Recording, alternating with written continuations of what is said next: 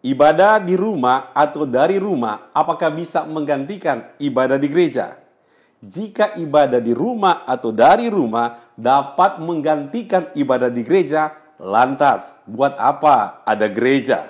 Pertanyaan yang seperti ini mulai bermunculan di benak orang-orang percaya.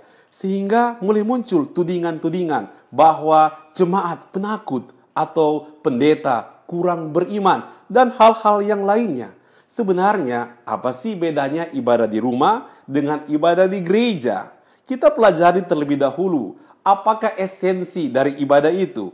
Esensi atau intisari hal terpenting dalam ibadah adalah kehadiran Tuhan ketika kita sedang beribadah. Meskipun gereja itu gereja yang besar gedungnya, banyak orang yang hadir di situ. Tetapi kalau ibadah di gereja tersebut tidak ada kehadiran Tuhan, maka ibadah tersebut hanya seperti performance saja. Namun sebaliknya, meskipun ibadah di rumah dengan orang yang tidak terlalu banyak, tetapi ketika Tuhan hadir di situ, maka kita akan menikmati ibadah yang sejati. Jadi, ibadah di rumah sah-sah saja sama seperti ibadah di gereja. Namun ada perbedaan antara ibadah di gereja dengan ibadah di rumah. Ketika Anda datang ke gereja untuk beribadah, Anda bisa bertemu dengan pendeta. Anda bisa bertemu dengan para pelayan Tuhan. Anda akan memuji Tuhan dengan hal-hal yang sangat semarak dan teratur. Dan engkau bisa bersekutu dengan orang-orang percaya yang lainnya. Namun, semuanya ini adalah berkat tambahan saja, bukan berkat utama. Karena berkat utama adalah kehadiran Tuhan. Saat-saat seperti ini, kita semua sedang melawan virus corona, COVID-19, sehingga kita menjaga jarak aman satu sama yang lain. Ada physical distancing, artinya kita juga ambil bagian berusaha untuk memutus mata rantai penularan COVID-19 ini. Itu tanggung jawab kita bersama. Dan kita berdoa supaya pergumulan ini cepat-cepat selesai agar kita kembali bisa sama-sama beribadah di gereja. Namun demikian, meskipun tidak ada ibadah di gereja, kita tetap harus beribadah kepada Tuhan. Oleh sebab itu, beribadahlah di rumah. Kenapa? Karena ibadah membawa manfaat yang sangat besar. Alkitab berkata demikian. 1 Timotius 4 ayat yang ke-8. Latihan badani terbatas gunanya, tetapi ibadah itu berguna dalam segala hal, karena mengandung janji, baik untuk hidup ini maupun untuk hidup yang akan datang. Alkitab menjelaskan bahwa ibadah itu berguna dalam segala hal. Oleh sebab itu kita harus gemar untuk beribadah. Lakukanlah ibadah di rumah. Lakukanlah ibadah dari rumah. Kenapa? Karena ibadah mengandung banyak janji Tuhan. Baik untuk kehidupan kita pada masa kini dan kehidupan kita pada masa yang akan datang.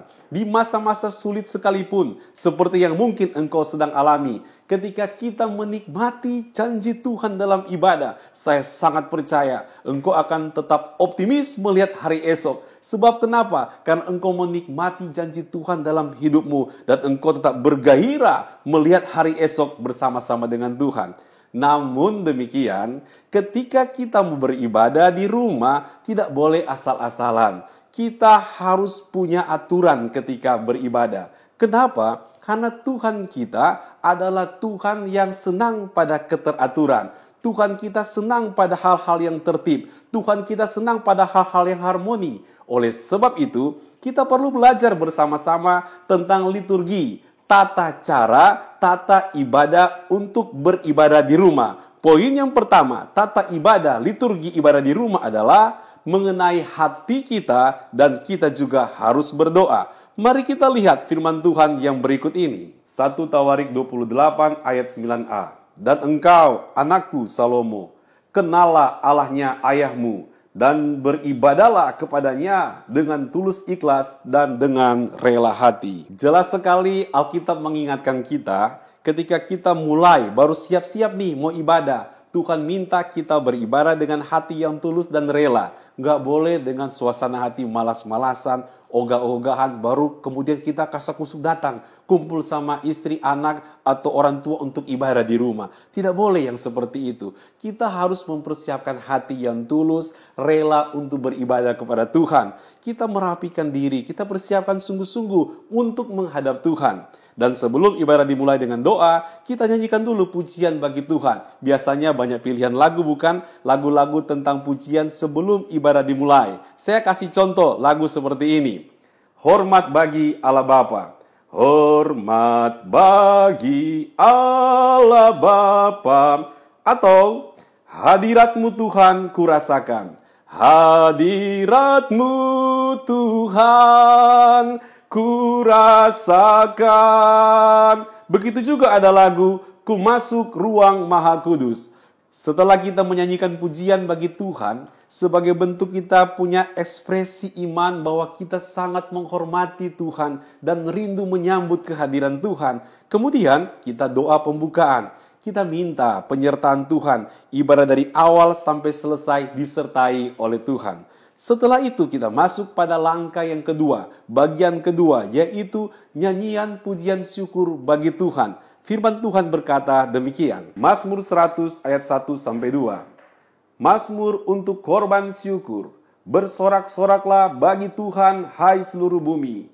Beribadahlah kepada Tuhan dengan sukacita. Datanglah ke hadapannya dengan sorak-sorai. Ayat ini menjelaskan kepada kita bahwa kita perlu menyanyi, memuji Tuhan dengan hati penuh ucapan syukur, dengan penuh sukacita di hadapan Tuhan. Artinya, kita nggak ikut-ikutan dengan orang yang di sebelah kiri kita, di samping kanan kita, atau orang yang di depan kita. Kalau dia lagi nyanyi sambil senyum, kita ikut tersenyum. Kalau dia nyanyi dengan lagu yang ekspresi wajahnya penuh sukacita, kita ikut-ikutan seperti itu. Atau yang lainnya lagi nyanyi sambil tepuk tangan, kita juga ikut-ikutan tepuk tangan. Nggak seperti itu. Kita harus hasil dari hati kita yang paling dalam. Ada sukacita, ada syukur di hati kita yang kita ekspresikan lewat pujian syukur, pujian hormat kepada Tuhan. Sehingga kita harus mempunyai dasar-dasar yang kuat. Mengapa kita harus menyanyi, memuji Tuhan dengan penuh syukur di hadapan Tuhan. Yang pertama, kita harus ingat bahwa kita ketika memuji Tuhan dalam ibadah, kita sedang bersyukur atas anugerah keselamatan yang besar yang sudah Tuhan berikan kepada kita, di mana Tuhan Yesus Kristus mau menebus dosa kita. Kita orang berdosa yang harusnya ke neraka, tetapi Tuhan Yesus mau mati di kayu salib untuk menebus dan menghapus dosa kita. Sekarang kita sudah diselamatkan. Itu anugerah yang terbesar. Sehingga ketika kita datang beribadah, memuji Tuhan, maka kita akan memuji dengan penuh syukur, penuh sukacita. Karena Tuhan sudah menebus kita. Tuhan sudah menyelamatkan kita. Tuhan telah mati di kayu salib untuk menebus dan mengangkat kita menjadi anaknya di hadapan Tuhan. Ini suatu hal yang sangat indah. Dan saudaraku, kenapa kita harus bersyukur memuji Tuhan dengan penuh sukacita? Karena kita bersyukur juga sebab sampai saat ini Tuhan setia memelihara kehidupan kita. Dia membuat kita semua bisa beribadah. Bukankah itu hasil dari pemeliharaan Tuhan? Kita bersyukur Tuhan kasih kesempatan. Kita bisa beribadah kepada Tuhan. Bukankah itu hak yang istimewa yang Tuhan percayakan kepada kita? Kita nyanyi dengan penuh syukur. Kenapa? Karena kita percaya di hari esok Tuhan pasti akan memelihara kita. Karena Tuhan ada di hari esok. Sehingga kita tidak perlu terlalu takut, terlalu cemas tentang hidup ini. Kita tetap hati-hati. Kita tetap berjaga-jaga. Tetapi hati kita penuh sukacita. Karena yakin di hari esok sudah ada Tuhan yang menjaga, yang melindungi, yang mengatur kehidupan kita. Ketika kita punya pemahaman yang seperti ini, maka saya percaya di saat engkau beribadah di rumah, engkau tidak akan main-main ketika lagi memuji dan memuliakan Tuhan. Engkau akan serius, penuh sukacita, penuh ucapan syukur di hadapan Tuhan, memuji Tuhan dengan sorak-sorai, karena begitulah yang dikehendaki oleh Tuhan. Saya memberikan contoh buat kita untuk lagu pujian ketika ibadah di rumah. Misalkan lagu segala puji syukur hanya bagimu Tuhan. Engkau bisa bernyanyi dengan penuh ucapan syukur. Segala puji syukur hanya bagimu Tuhan. Ada juga judul lagu yang lain. Ku masuki gerbangnya atau Betapa Baiknya Engkau Tuhan. Lagu-lagu ini adalah lagu-lagu penuh syukur, penuh sukacita di hadapan Tuhan. Setelah kita memuji, membesarkan nama Tuhan dengan penuh sukacita di hadapan Tuhan, dengan penuh syukur di hadapan Tuhan, kemudian kita masuk pada bagian yang ketiga dalam tata ibadah kita di rumah, yaitu firman Tuhan. Alkitab berkata demikian. 2 Timotius 3 ayat 16. Segala tulisan yang diilhamkan Allah memang bermanfaat untuk mengajar, untuk menyatakan kesalahan, untuk memperbaiki kelakuan, dan untuk mendidik orang dalam kebenaran. Alkitab menjelaskan betapa pentingnya firman Tuhan, sehingga pusat ibadah itu adalah firman Tuhan. Kita harus membaca dan merenungkan firman Tuhan. Memang suka banyak kendala di situ. Misalkan engkau berkata, saya bukan pendeta, saya enggak sekolah teologi, enggak apa-apa. Kita bisa mencari ayat Alkitab yang banyak sekali di Alkitab. Engkau bisa menyampaikan renungan firman Tuhan. Misalkan di Mazmur pasal 23, Tuhan adalah gembala yang baik. Atau khotbah di bukit di Matius pasal 5 sampai dengan pasal yang ke-7. Atau Anda bisa menggunakan renungan harian di mana ada firman Tuhan di situ, ada ulasan firman Tuhan di situ.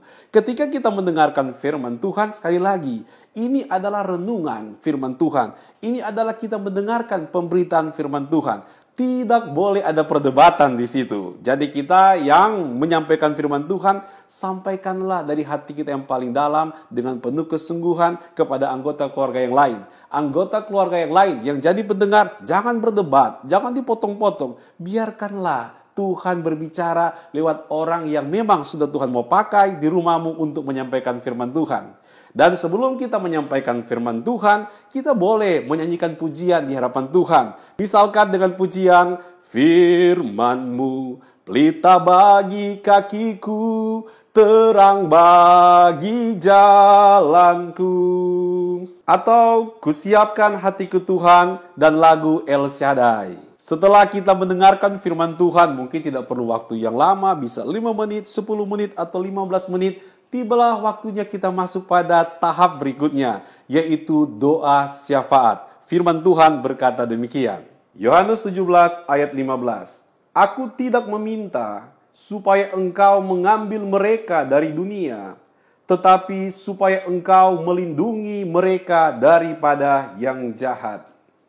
Ayat ini tentang Yesus Kristus yang sedang berdoa, doa syafaat kepada Bapa di sorga. Tuhan Yesus mendoakan murid-muridnya dan orang-orang percaya seperti kita pada saat ini. Doa syafaat itu butuh ketekunan, butuh keseriusan, butuh kedisiplinan. Jadi kalau waktu doa syafaat memang agak panjang waktunya, agak panjang sedikit karena pokok doanya banyak. Tetapi kita juga harus serius berdoa, jangan hanya ikut-ikutan. Kita berdoa kepada Tuhan, pokok-pokok doa kita minta perlindungan dari Tuhan buat keluarga kita. Kita minta pengudusan dari Tuhan, pengudusan melalui kebenaran firman Tuhan. Kita berdoa supaya ada kesatuan dalam kasih di dalam rumah tangga, di lingkungan kita, di gereja kita. Kita berdoa agar kita dapat menjadi saksi Kristus bagi orang lain. Kita berdoa juga buat bangsa dan negara kita supaya Tuhan memberikan kekuatan, memberkati pemerintah yang ada untuk menghadapi tantangan-tantangan yang ada, untuk menjalankan target-target yang baik untuk mensejahterakan rakyat Indonesia. Kita berdoa pokok-pokok doa seperti itu. Itu masuk di dalam doa syafaat. Selanjutnya kita bisa masuk pada tahap yang terakhir, yaitu doa berkat. Sebelum doa berkat, engkau bisa nyanyikan pujian, misalkan lagu Bapa terima kasih, dan lagu-lagu penutup yang lainnya. Kita berdoa dengan doa berkat. Orang suka bertanya, bukankah doa berkat itu tugas dari pendeta? Betul sekali, di gereja pendetalah yang melakukan doa berkat. Namun di rumah Alkitab menjelaskan bahwa kita ini adalah tebusan Tuhan, kita menjadi imamat yang kudus di hadapan Tuhan. Artinya, Anda pun dapat dalam konteks ibadah di rumah untuk memberikan doa berkat kepada orang-orang yang ada di rumahmu. Firman Tuhan berkata demikian tentang doa berkat. Bilangan 6 ayat 24 sampai 29. Tuhan memberkati engkau dan melindungi engkau. Tuhan menyinari engkau dengan wajah-Nya dan memberi engkau kasih karunia. Tuhan menghadapkan wajah-Nya kepadamu dan memberi engkau damai sejahtera. Kita bisa mengutip ayat ini, kita bisa membaca ayat ini ketika kita sedang doa berkat buat mereka yang ikut ibadah di rumah. Itu sah-sah saja, tidak masalah. Asalkan ketika kita mengucapkan itu dengan penuh iman, dengan penuh keyakinan dan kesungguhan dari hati yang paling dalam, maka kita memberkati mereka dengan berkat surgawi tercurah bagi keluarga kita. Ini suatu hal yang sangat luar biasa. Tidak perlu merasa nggak enak hati. Sekali lagi, engkau adalah umat tebusan Tuhan. Engkau telah diangkat menjadi imamat yang rajani. Paling enak ya kalau kita mau doa berkat, jikalau ada suami atau orang tua, merekalah yang paling pas untuk mendoakan berkat. Atau kakak tertua, atau mereka yang paling punya semangat rohani yang kuat pada waktu mau beribadah. Dan dia tergerak untuk membacakan doa berkat seperti ini. Biarkanlah mereka melakukannya. Dan pasti ketika engkau mengamini ucapan doa berkat itu, saya sangat percaya engkau pasti diberkati. Nah, inilah tata ibadah liturgi di rumah ketika kita melakukan ibadah, yaitu yang pertama dengan sikap hati dan doa, pujian dan syukur, firman Tuhan, doa syafaat dan doa berkat. Saya sangat meyakini ketika kita beribadah dengan benar di rumah, maka kita akan menikmati manfaat yang sangat-sangat besar dari Tuhan. Karena ketika kita beribadah di rumah, kita akan menikmati janji-janji Tuhan yang luar biasa dalam kehidupan kita. Dan kita juga punya kesempatan untuk mendoakan bangsa kita. Serta kita terus mendukung pemerintah untuk mengatasi pergumulan bencana nasional tentang COVID-19, tentang corona ini, agar segera-segera tuntas penularan penyakit ini, agar segera-segera sembuh mereka yang mengalami tertimpa sakit penyakit ini. Dan berikutnya kita kembali bisa beribadah seperti biasa. Kita dapat beribadah ke gereja, juga kita tetap menjalankan ibadah di rumah. Tuhan Yesus memberkati.